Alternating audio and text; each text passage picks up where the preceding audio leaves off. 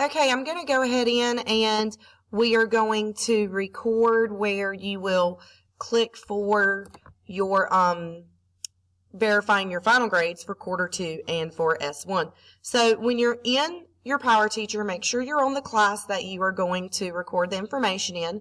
You will click your grading button over here on the left-hand side, and then you're going to go down to click Comment Verification. Once you have clicked Comment Verification, this is the screen that will show up. Again, the left part of your screen is not there due to student names and confidentiality. So I'm here, I'm in Q2. I need to finalize grades for this class. I will simply go down, click Final Grade Status. Up over to the left side, you have your box. You want to check that for a green check box, and then you will hit Save. Now your Q2 grades are saved.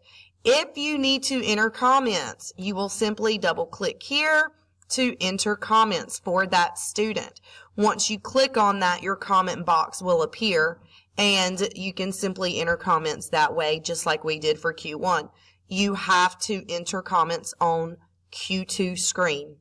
Once you are finished and grades are finalized for Q2, you simply can stay in the screen for that class, change over to the side to the semester 1, which is your S1.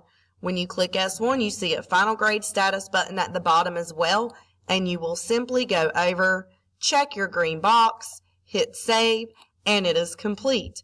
The way to check each class quickly is to go through and you're looking for this green check mark by final grade status.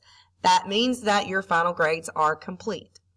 If you have any questions about this or comments and how to enter those, I believe I've already done a video about comment verification. I can resend that.